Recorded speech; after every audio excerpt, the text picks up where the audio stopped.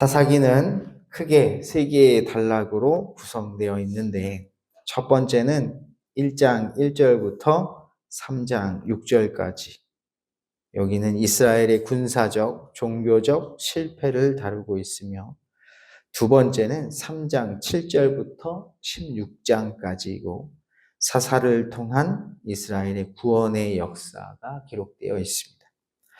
마지막 세 번째는 17장부터 21장까지로 종교적으로 그리고 도덕적으로 무질서한 이스라엘에 대한 내용이 기록되어 있습니다.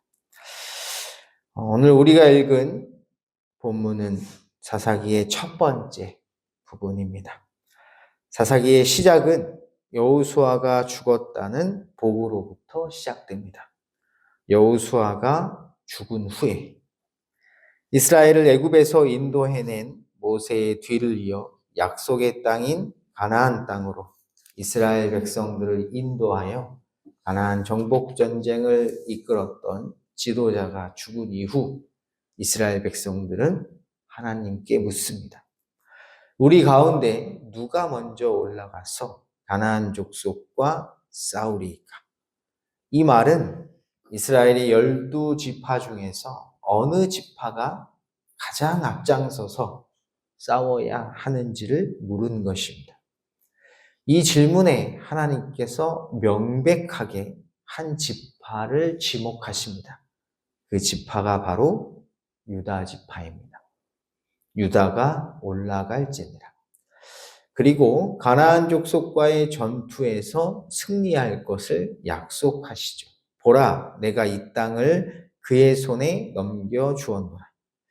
그러자 유다 지파는 함께 싸우자고 누구에게 제안을 하는데 그가 시므온입니다. 유다가 그의 형제 시므온에게 이르되 내가 제비 뽑아 얻은 땅에 나와 함께 올라가서 가나안 족속과 싸우자. 그러면서 만약 이번에 함께 싸워주면 나중에 자신들도 너희를 위해서 함께 싸워주겠다라고 말합니다. 그리하면 나도 네가 제비 뽑아 얻은 땅에 함께 가리라. 시므온 지파는 유다 지파의 제안을 받아들였고 그들과 함께 전장으로 나갑니다. 이후 유다 지파와 시므온 지파는 베색이라는 곳에서 가나안 족속과 브리스 족속과 함께 싸웁니다. 그리고 승리하죠. 이때 죽인 적군의 수가 무려 10,000명입니다. 또한 그들의 왕인 아도니 베색까지 사로잡죠. 아도니 베색이 도망하는데 그를 쫓아가서 잡아옵니다. 그리고는 그의 엄지손가락과 엄지발가락을 자릅니다. 그의 엄지손가락과 엄지발가락을 자르매. 이것이 무슨 의미일까? 여러 가지 해석들이 분분한데 출애굽기 20장 20절을 보면 이스라엘의 제사장으로 임명된 아론의 엄지손가락과 엄지발가락에 제물의 피를 뿌리는 의식이 등장합니다. 성경에 엄지발가락과 엄지손가락이 등장하는 모든 본문은 다 정결케 하는 본문, 더러운 사람을 다시 깨끗하게 하는 과정 중에 이 엄지손가락과 엄지발가락이 등장합니다. 그래서 여기서 엄지손가락과 엄지발가락을 잘랐다는 것은 단순히 그에게 패배의 굴욕을 안겨주기 위함이 아니라 그들이 다스리던 땅을 하나님 앞에서 정결하게 구별했다라는 의미로 많이들 해석하고 있더라고요. 엄지손가락과 엄지발가락이 잘려진 아도니 베색은 자기의 손가락과 발가락이 잘려진 것을 보고 과거를 회상합니다. 과거에 자신이 70명의 왕들에게 했던 그대로 하나님께서 내게 갚으셨다고 회상하죠. 옛적에 70명의 왕들이 그들의 엄지손가락과 엄지발가락이 잘리고 내 상 아래에서 먹을 것을 줍더니 하나님이 내가 행한 대로 내게 갚으심이로다. 그리고 결국 그는 예루살렘에서 죽음을 맞죠. 무리가 그를 끌고 예루살렘에 이르렀더니 그가 거기서 죽었더라. 이후 유다 지파는 예루살렘을 정복하고 산간지방과 네겝지방과 세벨에 사는 가나안 족속들과 싸워 승리합니다. 그리하여 마침내 그들은 헤브론까지 정복하죠.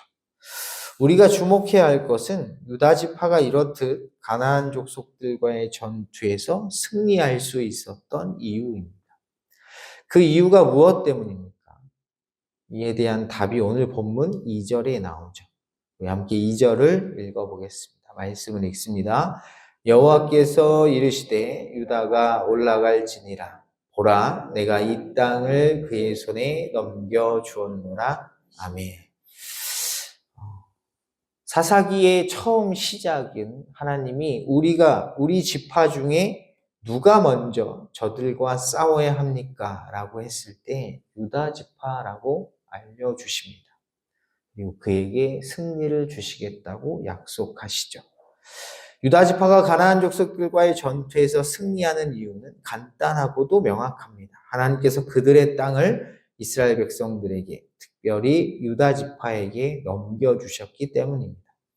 이는 4절에서도 분명하게 나옵니다. 유다가 올라가매 여호와께서 가나안 족속과 브리스 족속을 그들의 손에 넘겨주시니 그들이 베색에서 10,000명을 죽이고, 이 말을 바꿔 말하면 하나님은 이스라엘을 위해 싸우신다는 것입니다. 사사기의 처음 시작은 유다 지파로 시작해서 사사기의 마지막은 어떻게 끝나죠? 네, 자기의 소견대로 하는 것으로 끝납니다. 그리고 나서 사무엘이 시작되죠. 사무엘에 가면 훗날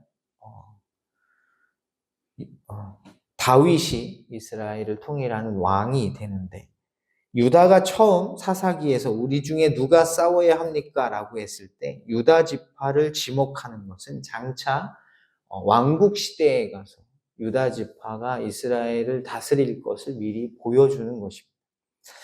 어찌됐든 중요한 것은, 오늘 본문에서 중요한 것은 하나님은 이스라엘을 위해 싸우신다는 것입니다. 이것을 아주 분명하게 보여준 사건이 하나 있는데, 애굽 군대가 홍해에 수장된 사건이죠. 출애굽기 14장 13절을 보면 홍해 앞에서 이스라엘 백성들은 두려워 떨고 있었습니다.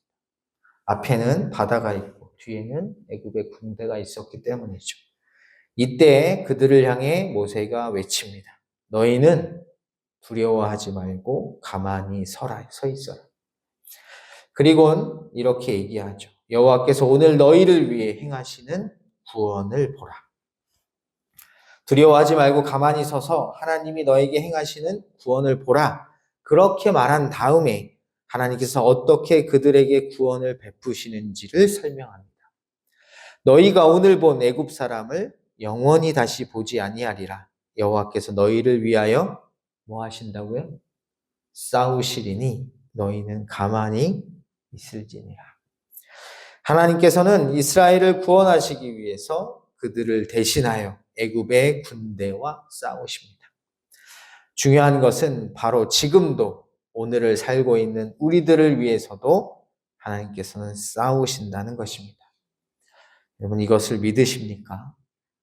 그러면 걱정과 근심을 내려놓고 오늘 하루도 두려움 속에 떠는 것이 아니라 이 모든 상황을 대신하여 싸워주실 하나님을 의지하여 기대하고 소망하십시오. 나를 대신하여 싸우시는 하나님, 그 하나님을 의지하여 오늘 하루 주어진 삶 속에서 살아간다면 그 믿음과 소망 위에서 우리는 넉넉히 승리할 수 있을 것입니다. 이런 은혜가 오늘 하루도 여러분의 삶 가운데 충만하시길 주님의 이름으로 축복합니다.